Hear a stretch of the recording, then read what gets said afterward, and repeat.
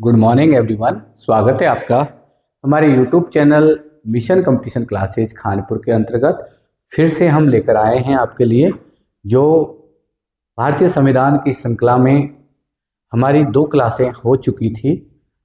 संविधान के बारे में सामान्य जानकारी और संविधान के संबंध में जो पृष्ठभूमि की बात थी उसके बारे में भी हमारी क्लासें हो चुकी थी मित्रों। तो अब आज हम आपके सामने लेकर आए हैं संविधान सभा। ठीक है, किस प्रकार से संविधान सभा का गठन हुआ, किस प्रकार से उसके चुनाव हुए, कितने सदस्य ब्रिटिश प्रांतों से चुनकर आए और देशी रियासतों से जो सदस्य मनोनीत होकर आए, मतलब क्या प्रक्रिया रही होगी उस संविधान सभा की, तो उसके बारे में भी आज हम थोड़ी बहुत चर्चा कर लेते हैं। तो चलिए मित्रों बातें करते हैं अपन। देखो, सबसे पहले हमने कल की क्लास में पढ़ा था कि इस जो संविधान सभा थी, इस संविधान सभा का मित्रों मुख्य जो आधार स्तंभ था वो था मित्रों कैबिनेट मिशन। क्या था मित्रों? Cabinet mission. क्या था मेरे मित्रों? कैबिनेट मिशन, जो कि 24 मार्च 1946 को इसका गठन हुआ। यानी कि आपको मैंने बताया था कि जैसे द्वितीय विश्व युद्ध समाप्त हुआ, उस द्वितीय विश्व युद्ध समाप्त होने के जस्ट बाद ही ब्रिटेन में चुनाव हुए और चुनावों के पश्चात ब्रिटेन में लेबर पार्टी की सरकार बनी और क्लीमेंट एटली क्या बने मित्रों? ब्रिटेन के प्रधानमंत्री। क्लीमेंट एटली के कैबिनेट में यानी कि मंत्रिमंडल में 3 व्यक्ति थे जिनका नाम मैंने आपको बताया। एक व्यक्ति का नाम था पैट्रिक लॉरेंस, जो उस समय भारत मंत्री के पद पर थे। ठीक है, दूसरे व्यक्ति थे स्टेफर्ड क्रिप्स, जो उस समय व्यापार मंत्री के पद पर थे, और तीसरे व्यक्ति जिनका नाम है एवी अलेक्जेंडर, जो उस समय नौसेना मंत्री थे। ठीक है, तो इन 3 व्यक्तियों का समूह भारत आया और इस 3 व्यक्तियों के समूह को हम किस नाम से जानते हैं? कैबिनेट मिशन के नाम से। इस कैबिनेट मिशन के द्वारा ही संविधान सभा की रूपरेखा तैयार की गई। देखिए, आपको ये जान लेना है कि जब अंग्रेज भारत में थे उस समय अगर हम बात करते हैं तो भारत मुख्य रूप से 2 भागों में विभाजित था।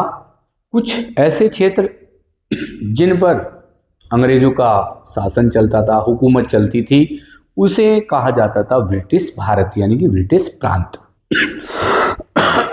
तो देखो, पहले हमारे भारत की अगर हम बात करते हैं तो ये भारत लगभग 3 स्थितियों में, देखो, जिन पर अंग्रेजों की हुकूमत चलती थी उन्हें बोला जाता था ब्रिटिश प्रांत, और कुछ क्या थे? केंद्र शासित प्रदेश। हालांकि इन पर भी अंग्रेजों की हुकूमत थी। ठीक है, और दूसरा जो भाग था मेनली, वो देखा जाए तो उनको बोलते थे अपन देसी रियासतें। क्या बोलते थे मित्रों? देसी देसी रियासतें। तो संविधान सभा की जो सदस्य संख्या थी मित्रों, ये जो कैबिनेट मिशन था इसके द्वारा तय की गई थी 389। कितनी तय की गई थी? 389 यानी कि 389। ठीक है, 389 तय की गई। तो यहाँ देखो, ये 389 सदस्य थे। इनका जब हम डिस्ट्रीब्यूशन करते हैं कि कौन कौन से क्षेत्रों से कितने सदस्य चुनकर आने हैं, कौन से क्षेत्रों से मनोनीत होकर आने हैं, वो सारी चीज़ें हम चर्चा करते हैं। देखो, ब्रिटिश प्रांतों की बात करें तो यहाँ पर इनको मिलाकर यहाँ से 292 सदस्य। ठीक, यहाँ से 4 सदस्य, क्योंकि उस समय मित्रों 4 क्या थे? केंद्र शासित प्रदेश। एक तो था आपके कुर्ग, कहाँ पर? कर्नाटक, आज का जो कर्नाटक राज्य उसमें पड़ता था कुर्ग। एक आपके दिल्ली केंद्र शासित प्रदेश हुआ करता था। एक आपके बलूचिस्तान, ठीक है, जो आजकल हमारे देश में नहीं है क्योंकि भारत विभाजन के पश्चात ये जो क्षेत्र है पाकिस्तान में चला गया था। ठीक है, चौथा जो केंद्र शासित प्रदेश था मित्रों, वो था आपके कौन सा? अजमेर मेरवाड़ा, जो कि अपने राजस्थान में था। और अजमेर मेरवाड़ा से संविधान सभा में मुकुट बिहारी भार्गव नाम के एक व्यक्ति हैं जो संविधान सभा में इस अजमेर मेरवाड़ा केंद्र शासित प्रदेश से एक तरीके से संविधान सभा के सदस्य थे। तो ये 4 केंद्र शासित प्रदेश, यहाँ से 4, तो इनको अगर हम बात करें कुल मिला के तो 200 बात करते हैं 296 सदस्य ये ब्रिटिश प्रांतों से थे और देसी रियासतों से थे मित्रों 93 सदस्य। ठीक है, अब प्रश्न देखो किस प्रकार के बनते हैं। संविधान सभा एक तरीके से इसके जो चुनावों की बात करते हैं तो केवल और केवल 296 सदस्यों के लिए क्या हुए थे, चुनाव हुए थे और सीधे जनता के द्वारा संविधान सभा के सदस्यों को नहीं चुना गया।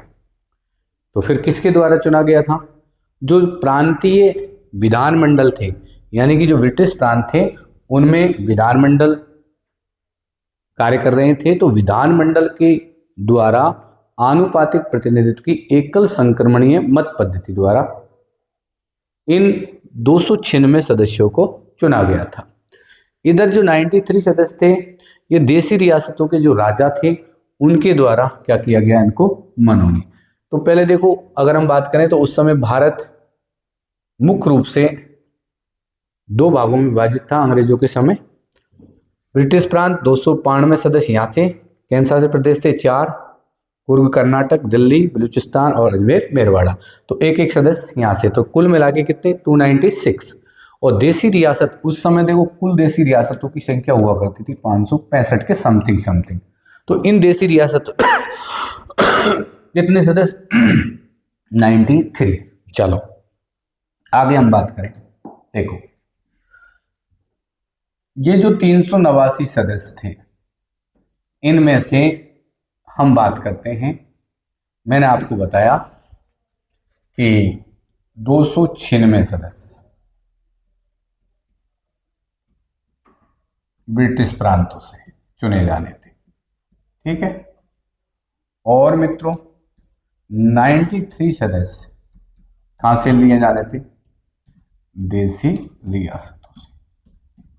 ठीक है, तो कुल मिला के अगर हम बात करते हैं तो 296 सदस्यों पर देखो संविधान सभा के चुनाव की बात करें तो संविधान सभा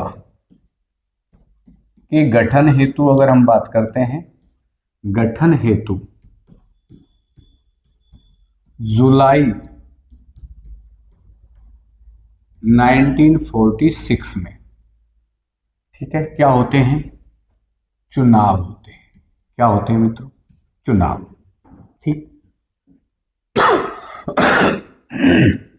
अब कुछ संविधान सभा के बारे में जो महत्वपूर्ण बातें हैं वो जान लें। ये जो संविधान सभा थी एक तरीके से बात करें तो ये एक बहुदलीय निकाय थी। क्या थी, बहुदलीय निकाय। ऐसे प्रश्न आते हैं मित्रों, याद रखना, संविधान सभा बहुदलीय निकाय। बहुदलीय निकाय का मतलब ये था कि संविधान सभा के जो चुनाव हुए तो किसी एक पार्टी ने इसमें पार्टिसिपेट नहीं किया, बहुत सारी राजनीतिक पार्टियां थी, लगभग कितनी थी, 9 राजनीतिक पार्टियां और एक इंडिपेंडेंट यानी कि निर्दलीय की बात करें, स्वतंत्र पार्टी की बात करें तो लगभग 10। ठीक है, 9 + 1 यानी कि इनकी टोटल संख्या 9 तो राजनीतिक पार्टियां और एक इंडिपेंडेंट। ठीक है, तो उसमें मुख्य रूप से आप जानते हो एक तो राष्ट्रीय कांग्रेस थी, एक मुस्लिम लीग थी, ठीक है, यूनियनिस्ट पार्टी थी, फेडरेशन पार्टी थी, प्रजा कृषक पार्टी थी, ठीक है, शेड्यूल कास्ट पार्टी थी, ऐसे अलग अलग लगभग कितनी 9 पार्टियां थी। यानी कि जो संविधान सभा है वो एक तरह से अगर हम देखें तो बहुदलीय निकाय थी। दूसरी बात हम करते हैं, संविधान सभा के चुनाव जो हुए थे वो वर्गीय आधार पर, तो संविधान सभा वर्गीय आधारित थी। ठीक है, यानी कि अब इसमें देखो 3 वर्ग थे, मुख्य रूप से 3 वर्ग। एक तो जो वर्ग था उसे बोला जाता था सामान्य वर्ग, और सामान्य वर्ग के लिए 213 सीटें थी रिजर्व।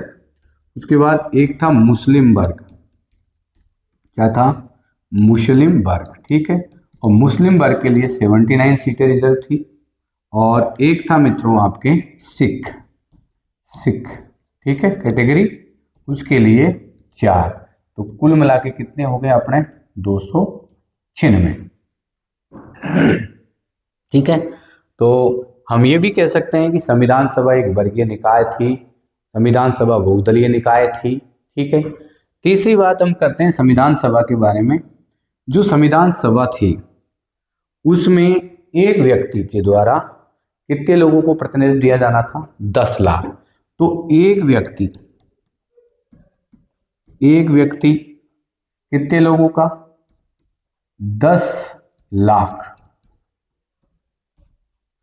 लोगों का क्या करेगा? प्रतिनिधित्व करेगा। कहने का मतलब ये था कि 10 लाख की जनसंख्या पर, कितने लाख की? 10 लाख की जनसंख्या पर एक प्रतिनिधि संविधान सभा में चुन करके जाएगा। अब कुछ चीजें और देख लें अपन संविधान सभा के बारे में। इस संविधान सभा के जो चुनाव हैं वो प्रत्यक्ष हुए या अप्रत्यक्ष हुए? तो देखिए, अगर मैं बात करूं मित्रों, तो संविधान सभा के जो चुनाव थे, संविधान सभा के जो सदस्य थे वो अप्रत्यक्ष रूप से, मतलब चुनाव कैसे हुए? अप्रत्यक्ष चुनाव। कैसा हुआ? अप्रत्यक्ष चुनाव। इसका मतलब ये था कि सीधे जनता ने संविधान सभा के सदस्यों का चुनाव नहीं किया। जनता ने चुनाव किया था प्रांतीय विधानमंडल के सदस्यों का, और उन प्रांतीय विधानमंडल के सदस्यों के द्वारा संविधान सभा के सदस्यों को चुना गया था। ठीक है, तो कहने का मतलब अप्रत्यक्ष चुनाव, जो प्रांतीय विधानमंडल थे, प्रांतीय विधानमंडलों द्वारा कौन सी पद्धति से? आनुपातिक प्रतिनिधित्व की एकल संक्रमणीय मत पद्धति द्वारा। ठीक है, तो जो संविधान सभा के चुनाव हुए वो चुनाव प्रांतीय विधानमंडलों द्वारा आनुपातिक प्रतिनिधित्व की एकल संक्रमणीय मत पद्धति द्वारा करवाए गए थे। तो आपको याद रखना है कि संविधान सभा के चुनाव कब हुए? जुलाई 1946 में। कब हुए थे? जुलाई 1946 में। ये जो संविधान सभा थी एक तरह से बहुदलीय निकाय थी, क्योंकि संविधान सभा के चुनाव में भाग लेने वाली कोई एक पार्टी नहीं थी, लगभग 9 पार्टियां थी और एक इंडिपेंडेंट पार्टी थी। कुल मिला के कितनी? 10। ठीक है, उसी प्रकार वर्गीय आधारित चुनाव हुए। कहने का मतलब संविधान सभा जो थी वो वर्गीय आधार पर विभाजित थी। सामान्य वर्ग के लिए कितनी सीटें? 213 सीटें, मुस्लिम वर्ग के लिए 79 सीटें और सिख वर्ग के लिए 4 सीटें। तो कुल मिला के 296 सीटों पर क्या हुए? चुनाव। एक व्यक्ति कितने लाख की जनसंख्या का प्रतिनिधित्व करेगा? 10 लाख की जनसंख्या का प्रतिनिधित्व करेगा। चुनाव अप्रत्यक्ष रूप से हुए क्योंकि जनता के द्वारा सीधा नहीं चुना गया। जनता के चुने हुए प्रतिनिधि किसमें थे? प्रांतीय विधानमंडलों में। तो प्रांतीय विधानमंडलों द्वारा आनुपातिक प्रतिनिधित्व की एकल संक्रमणीय मत पद्धति से संविधान सभा के सदस्यों का चुनाव किया गया। अब देखिए आगे बात करें। जैसे ही चुनाव हुए, चुनाव परिणाम आते हैं, तो देखिए कांग्रेस जो पार्टी है, कांग्रेस जो पार्टी थी उसको कितनी सीटें मिली थी मित्रों? 208 सीटें। कितनी सीटें मिली थी? 208। ठीक, उसके बाद जो बड़ी पार्टी दूसरी थी वो थी मित्रों मुस्लिम लीग। कौन सी पार्टी थी? मुस्लिम लीग। इसको कितनी सीटें मिली थी? 73। कितनी सीटें मिली थी? 73। अब ये 2 पार्टियों के अलावा 7 पार्टियां और थी, तो अन्य जो पार्टियां थी, अन्य पार्टियों को एक एक कुल मिला के 7 सीटें। ठीक है, और निर्दलीय इंडिपेंडेंट जो थे, निर्दलीय को कितनी सीटें मिली? 8।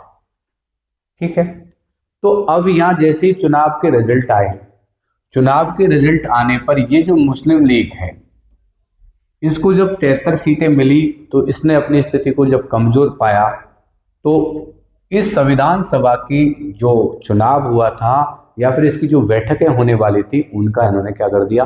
बहिष्कार कर दिया। और मित्रों देखो 16 अगस्त 1946 को मुस्लिम लीग ने प्रत्यक्ष कार्रवाई या फिर हम इसको बोल सकते हैं सीधी कार्रवाई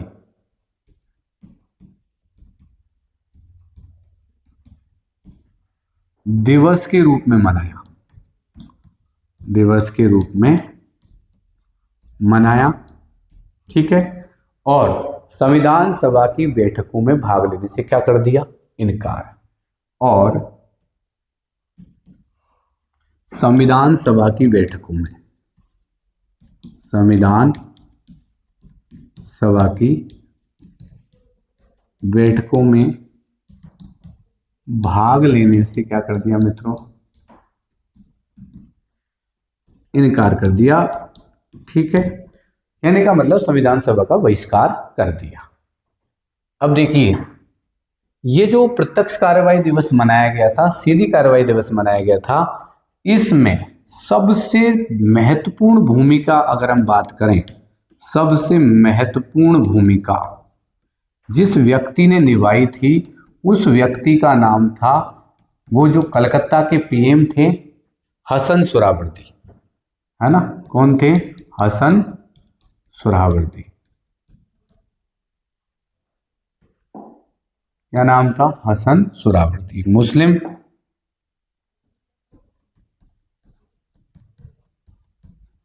ठीक है। तो सीधी कार्रवाई दिवस या प्रत्यक्ष कार्रवाई दिवस में जो सबसे महत्वपूर्ण भूमिका निभाई वो कोलकाता के प्रधानमंत्री थे हसन सुहरावर्दी, इनके द्वारा मनाई गई। देखिए इसी में एक व्यक्ति थे मौलाना अबुल कलाम आजाद, मौलाना अबुल कलाम आजाद। ठीक है, आपने नाम सुना होगा। और ये मौलाना अबुल कलाम आजाद भारत देश के प्रथम शिक्षा मंत्री थे, ये भी याद रखना है। भारत देश के प्रथम शिक्षा मंत्री के पद पर कोई व्यक्ति रहे हैं तो कौन रहे हैं, मौलाना अबुल कलाम आजाद।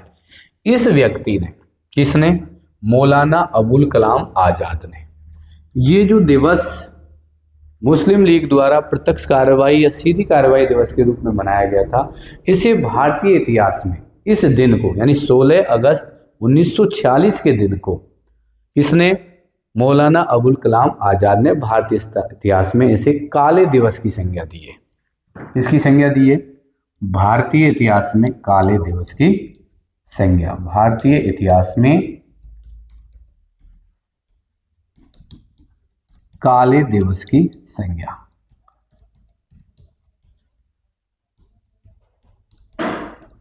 ठीक है।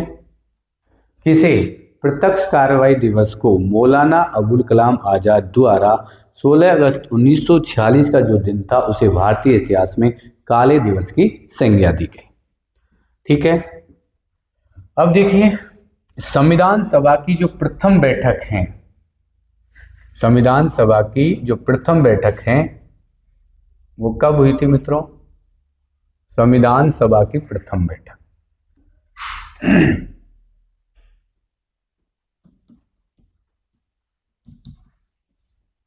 संविधान सभा की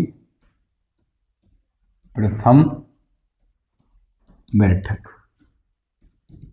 देखो संविधान सभा की प्रथम बैठक हुई 9 दिसंबर 1946। ठीक है, कहाँ पर हुई थी, केंद्रीय असेंबली हॉल यानी दिल्ली में जो पुस्तकालय भवन था केंद्रीय असेंबली हॉल का, उसमें 9 दिसंबर 1946 को कहाँ पर हुई है, केंद्रीय असेंबली के पुस्तकालय भवन में कब, प्रातः 11 बजे। कब हुई है, प्रातः 11 बजे। ठीक है। संविधान सभा की प्रथम बैठक कब हुई थी, 9 दिसंबर 1946 को। कहाँ पर, केंद्रीय असेंबली हॉल के पुस्तकालय भवन में। कब, प्रातः 11 बजे। अब इस संविधान सभा की प्रथम बैठक में, संविधान सभा की जो प्रथम बैठक थी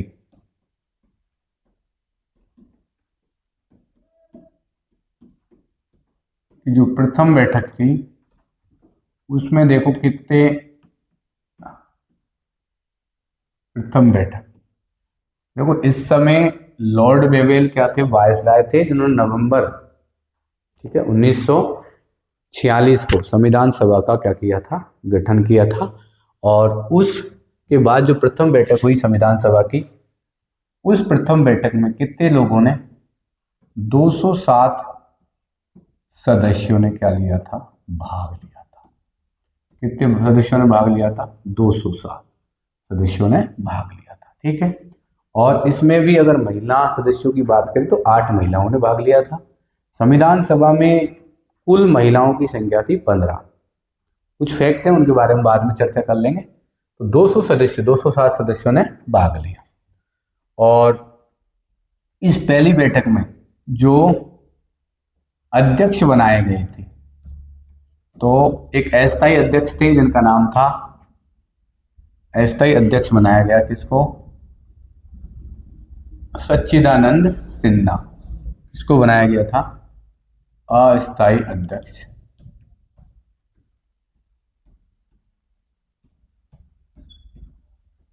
सच्चिदानंद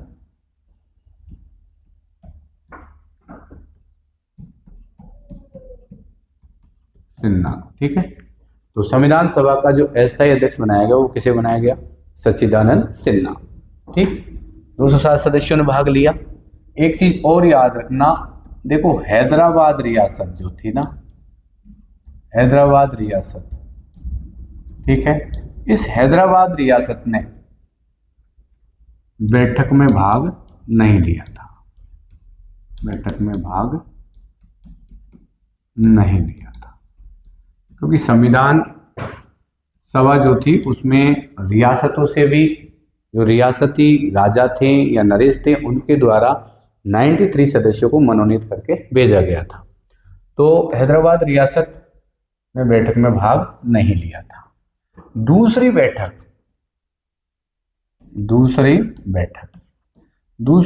की बात करें मित्रों, तो दूसरी बैठक आपको पता है 11 दिसंबर 1946 को हुई। अब जब दूसरी बैठक हुई तो उस समय संविधान सभा के स्थायी अध्यक्ष बनाए गए। यहाँ तो पहली बैठक में तो अस्थायी अध्यक्ष कौन थे, सच्चिदानंद सिन्हा, मगर स्थायी अध्यक्ष किसको बनाया गया, तो आप जानते हैं डॉक्टर राजेंद्र प्रसाद। किसको बनाया गया, देखो डॉक्टर राजेंद्र प्रसाद को। ठीक, मगर 2 उपाध्यक्ष बनाए गए थे, इसमें 2 उपाध्यक्ष भी बनाए गए थे, और एक का नाम था H.C. मुखर्जी,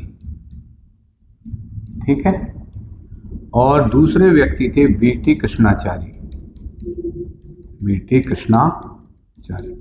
ये 2 व्यक्ति थे जिनको संविधान सभा की दूसरी बैठक में उपाध्यक्ष बनाया गया था। पहले स्थायी अध्यक्ष कौन थे, डॉक्टर राजेंद्र प्रसाद, और उपाध्यक्ष में पहले थे H.C. मुखर्जी और B.T. कृष्णाचारी, 2 अस्थायी अध्यक्ष बने। देखिए B.N. राव, नाम सुना होगा, B.N. राव, नहीं सुना तो सुन लीजिए। V.N. राव जो थे, V.N. राव को क्या बनाया गया, संवैधानिक सलाहकार। और एक चीज और याद रखोगे, V.N. राव ने ही भारतीय संविधान का प्रथम प्रारूप तैयार किया था। ये V.N. राव जो थे, इन्होंने भारतीय संविधान का क्या, प्रथम प्रारूप यानी कि ड्राफ्ट, प्रथम प्रारूप क्या किया था, तैयार। और इनके द्वारा जो तैयार किया गया ड्राफ्ट था या प्रारूप था, उस संविधान में कुल कितने, 243 तो क्या थे मित्रों, अनुच्छेद थे, और 13 क्या थी, अनुसूचियां। ठीक है, तो याद रखेंगे V.N. राव को संवैधानिक सलाहकार बनाया गया। इनके द्वारा जो प्रारूप तैयार किया गया था संविधान का, यानी कि उसे प्रथम प्रारूप जिसे हम कहते हैं, तो उसमें कुल टोटल 243 अनुच्छेद और 13 अनुसूचियां थी। K.M. मुंशी को सचिव नियुक्त किया गया था। संविधान सभा का सचिव किसे नियुक्त किया गया था? के.एम. मुंशी। ये भी याद रखना, संविधान सभा का सचिव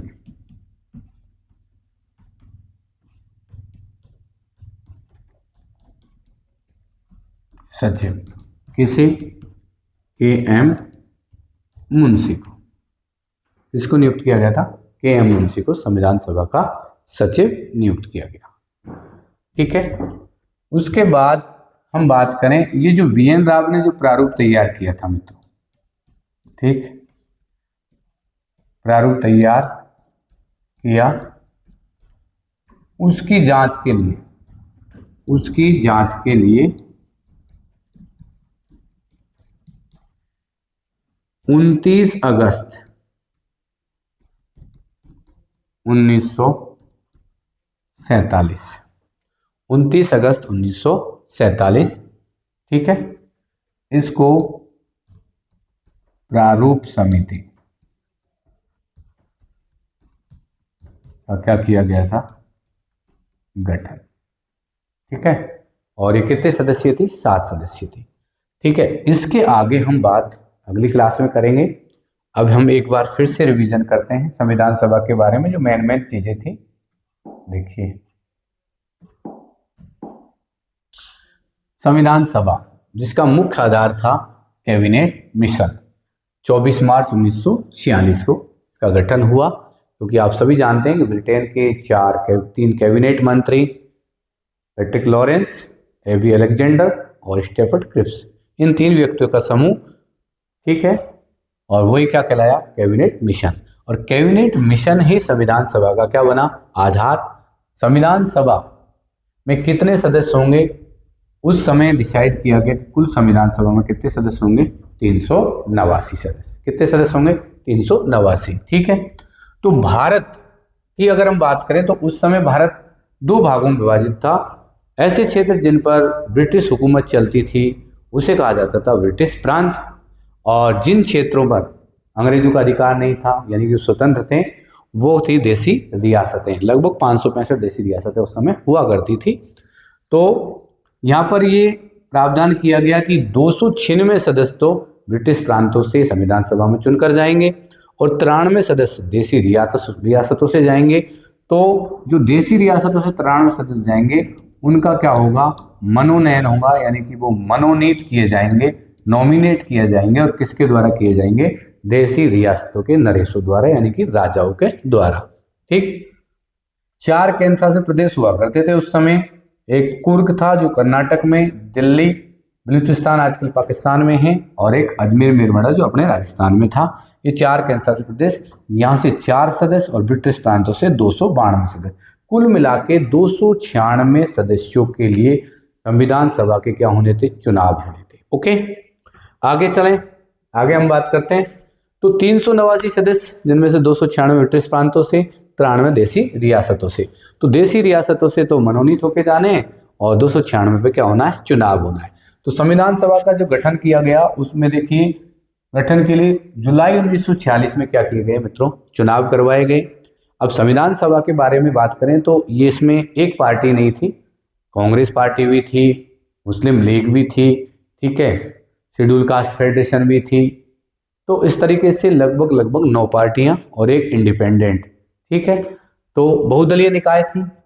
दूसरा वर्गीय आधारित निकाय था ये, जिसमें इस संविधान सभा को 3 वर्गों में बांटा गया, सामान्य वर्ग, मुस्लिम वर्ग और सिख वर्ग। सामान्य वर्ग के लिए कितनी सीटें? 213 सीटें। मुस्लिम वर्ग के लिए कितनी सीटें? 79। और सिख वर्ग के लिए कितनी सीटें? 4 सीटें। इस तरीके से यहाँ पर सीटों का क्या था? विभाजन था, डिवाइडेशन था।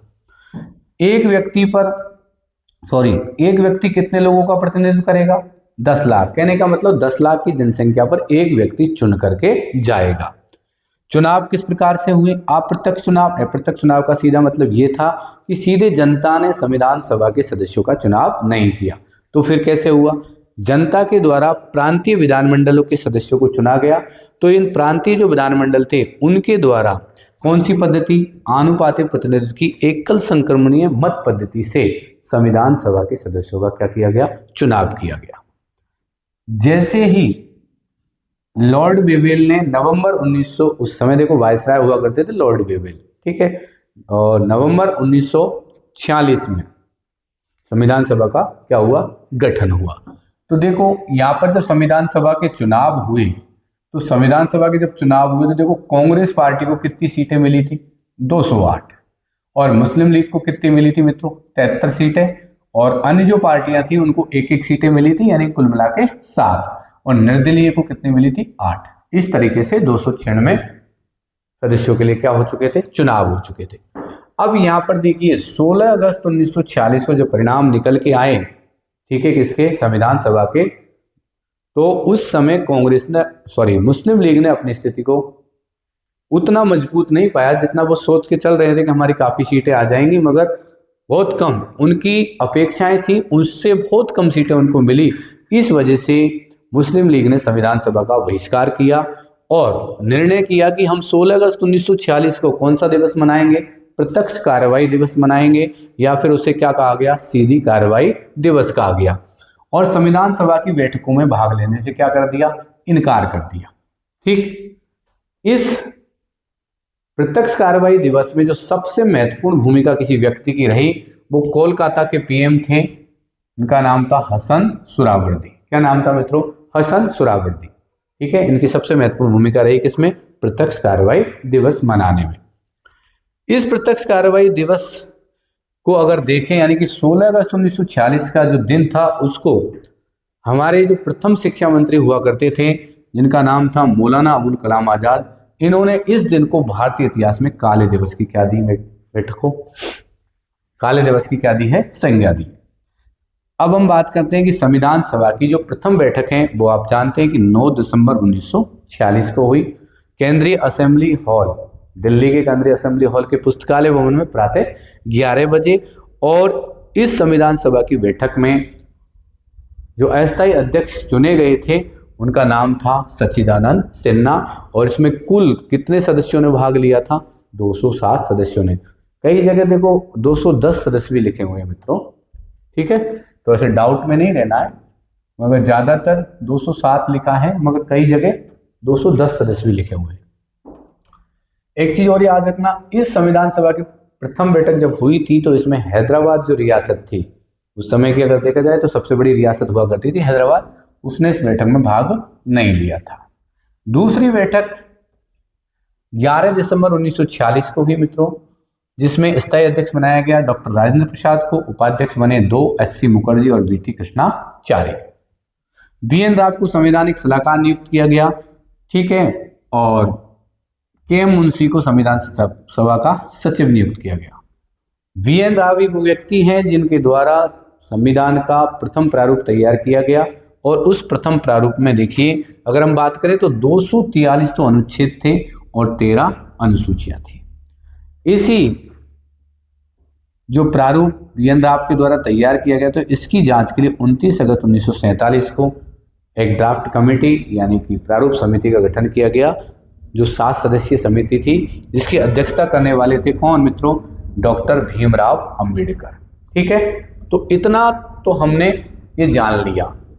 ठीक, इससे आगे मित्रों हम अगली क्लास में देखेंगे, क्योंकि थोड़ा लंबा वीडियो हो जाएगा इस वजह से। चलिए मित्रों, थैंक यू, फिर मिलते हैं। चैनल को सब्सक्राइब कर लेना, लाइक कर देना। ठीक है मित्रों, बाय।